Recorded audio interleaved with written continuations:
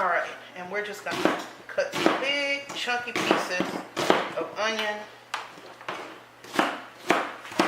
No need to be pretty on this for the chicken. Now, what you want to do is you want to take this and you want to put it in the oven at about 425 degrees for about 15-20 minutes, and then you want to turn it down to about 350. Cover it. You can add about a 1/4 cup of water and then cover it with foil and let it bake slowly. Let it bake for about 2 hours. I know that seems like an excessively long time, but trust me, 2 hours on this is going to make that chicken so tender it's going to fall off the bone, and it's going to have a lot of rich stock that you can use.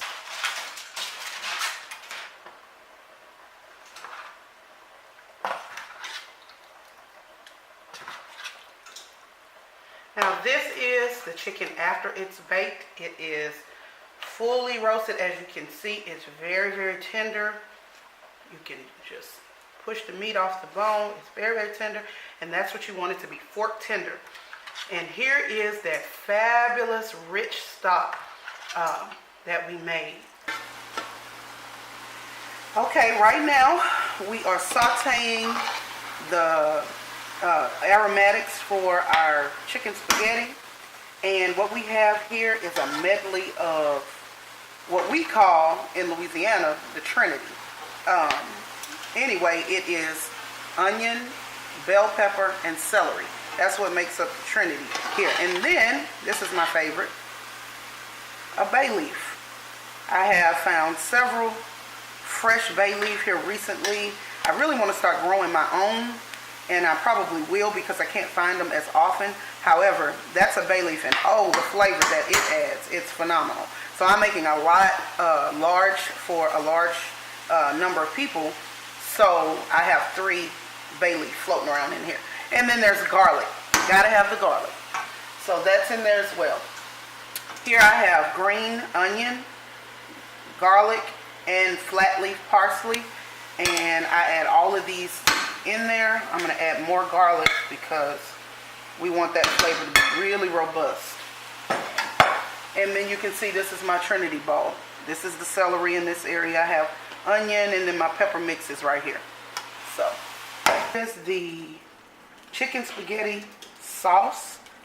As you can see, it has large chunks of chicken in it and all of this other goodness in it. Oh, it's delicious. Can't buy this in a jar. No, indeed. It's just about ready to go into the spaghetti. And as you can see, we added the chicken and the broth from here. That rich stock, not broth, but that Lady J's rich chicken stock. And you just add as much as you want and you mix it in. Incorporate it really well.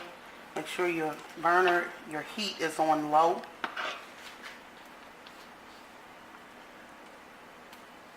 Oh, that is going to be good with that spaghetti. Okay. We are now getting ready to mix in the chicken spaghetti and get it ready to go into the oven for just a little while so it can roast and the noodles can absorb all of that goodness. So I'm going to pour a little bit of olive oil onto my pasta just because it's cooled now and it's a little sticky. So I just pour a little bit so that I can work the pasta loose. Okay, and I'm going to make sure I put some gloves on to do that.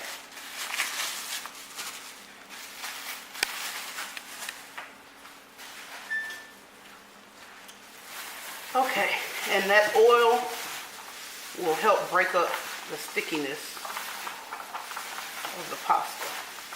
The sauce, one thing people make a mistake with I think, or one of the things that they don't do when they're doing pasta, is they don't season the noodles. And when you add a really great sauce to noodles that don't have any seasoning on them, then it sucks in all the pasta sauce and the seasoning, but it takes away because you're adding an element to the food that doesn't have any salt or seasoning.